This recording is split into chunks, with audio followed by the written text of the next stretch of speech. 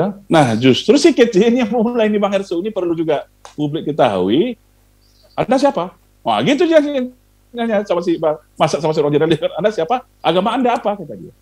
Nah, setelah saya Muslim, dibilang yang lain kan, ini Pak Jenderal. Nah, masa setelah itu orang gak baik-baik nanya sama dia, langsung si kecil ini keluar arogansinya gitu. Agama kalian seperti ini, kalian ini udah dibodohi oleh sekian juta umat. Sama Muhammad bin Abdullah gitu. Langsung diulangi lagi apa ucapan dia gitu. Assalamualaikum warahmatullahi wabarakatuh. Selamat datang kembali di channel Dodi Sefriadi. Seperti biasa, di channel ini aku akan membahas hal-hal unik, menarik, bahkan menyeramkan. Namun sebelum kita mulai videonya, silahkan klik tombol subscribe di bawah dan klik juga loncengnya sebagai notifikasi agar ketika saya mengupload video terbaru, kalian mendapatkan pemberitahuan.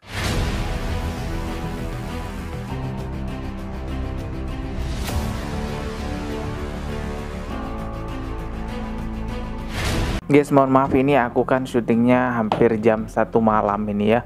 Jadi suaranya agak kecil biar nggak mengganggu orang yang lagi istirahat. Kita menghormati juga orang lain kan gitu. Oke, mending kita ke tema pembahasannya aja. Kali ini aku akan membahas kembali tentang si penista agama yang disebut-sebut namanya sebagai kece, yang dulunya sempat disandingkan Muhammad, tapi tidak pantas untuk disandingkan Muhammad karena dia merupakan seorang penista agama Islam. Si kece ini kembali diberitakan ataupun diperbincangkan di sosial media setelah adanya penganiayaan terhadap dirinya di penjara. Beritanya sangat heboh dan viral sekali karena yang menganiaya ini bukan orang biasa, melainkan mantan Irjen atau Inspektur Jenderal Kepolisian yang dikenal dengan sebutan nama Bapak Napoleon Bonaparte. Ada banyak yang berterima kasih kepada Bapak Napoleon karena dianggap telah membela agama Islam dan juga dianggap telah mewakili kekesalan umat beragama Islam terhadap si kece ini. Ya, sejujurnya saya juga merasa terwakili oleh Bapak Napoleon ini karena memang sampai sekarang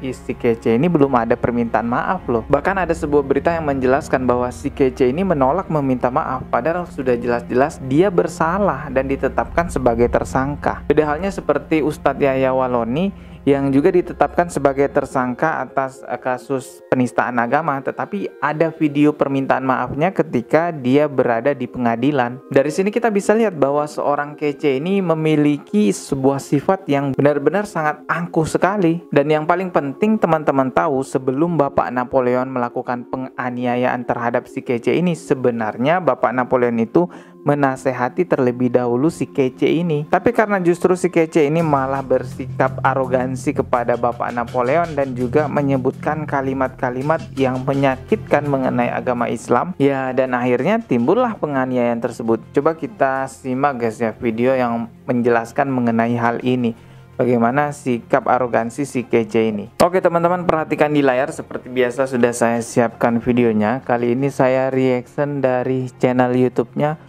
Forum News Network. Di sini ada wawancara mengenai kasus si kece ini. Coba kita putarkan ya. 1, 2, 3. Assalamualaikum warahmatullahi wabarakatuh. Apa kabar Anda semua? Kembali berjumpa dengan saya Hirs bin Arif dari Forum News Network.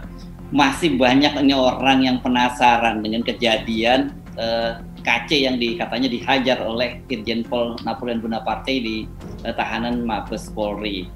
Nah, banyak orang yang bertanya-tanya, ini kenapa tiba-tiba kok orang seperti Napoleon nggak kedengeran ceritanya soal hero Islam itu tiba-tiba kok atas nama Rasul, atas nama agama Rasul dan Allah kemudian hajar kece. Nah, saya akan ngajak Anda berbincang dengan Dr. Anton Permana. Nah, ini Anda pasti saya ingatkan ya, Dr. Anton Permana ini adalah aktivis kami yang sempat ditahan juga bersama dengan Irjen Napoleon. Assalamualaikum Bang Anton. Waalaikumsalam warahmatullahi wabarakatuh. Selamat pagi Bang Herso, semakin segar dan semakin jaya untuk FNN.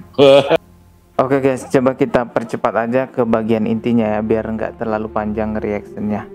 Kita ke bagian ini aja coba.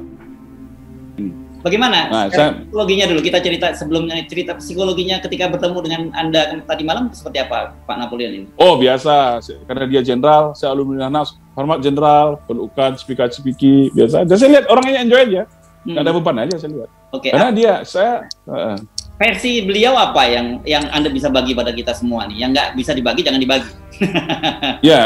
Ya versi beliau artinya gini, sebagai bapak intuisinya sudah bergerak sebenarnya, kata dia kan. Sebagai orang ditokohkan di situ, ini kan ini dalam tanda kutip apapun ini penjara nih, udah nggak perlu saya jelaskan lagi penjara. Berbagai macam orang di sini dan mayoritas Islam di dalamnya, gitu kan. Dengan masuknya si Kece ini kan namanya penjara kan ada televisi juga Mas di dalam. Umum aula ya di jam-jam tertentu kita bisa nonton. Otomatis informasi ini masyarakat juga tahu dong bagaimana perilaku si Kece ini. Nah dia udah tahu ini bahaya juga nih kalau saya lepas anak ini. Maka dia berinisiatif melakukan dialog dan komunikasi. Nah, kalau kata dia, saya baik-baik aja nanya kok, kata dia sama dia. Kamu kenapa seperti itu? Kamu kenapa seperti ini? Kamu merusak kesatuan bangsa ini. Ini prediksi Bang Napo itu saya 15-20 menit kita sempat bicara lah, karena terbatas ya. Dia bilang, nah justru si Kece ini yang mulai ini Bang Hersu ini perlu juga publik ketahui. Anda siapa? Wah gitu dia nanya sama si Bang Masak sama si Roger, Anda siapa? Agama Anda apa? Kata dia.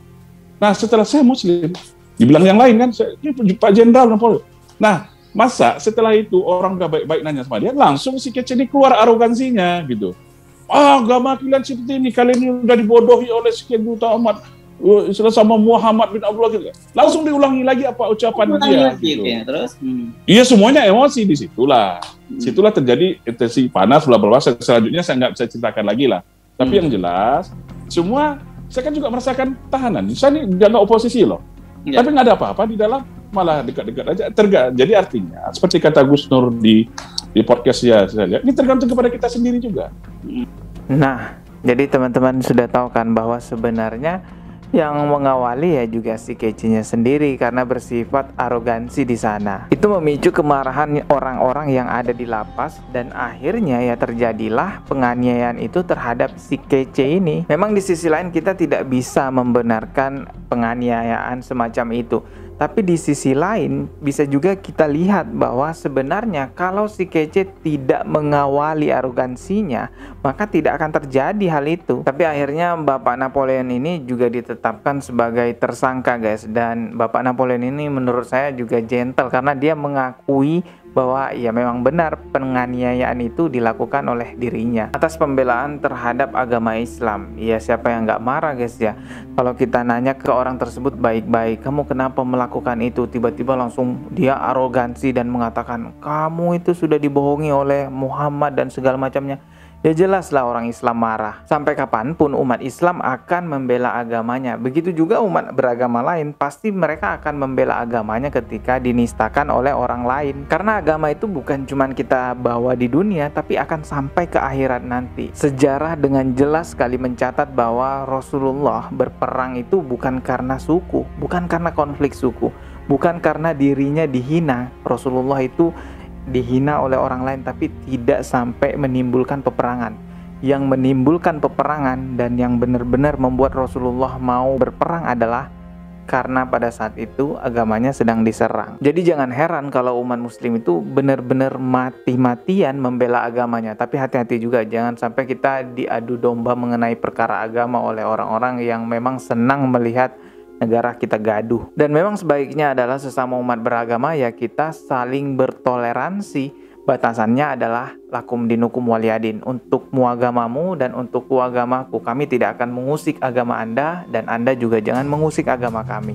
Oke, begitulah seharusnya sebenarnya. Cukup sekian video kali ini, semoga bermanfaat. Masih akan ada banyak lagi video lainnya yang akan saya upload di channel ini.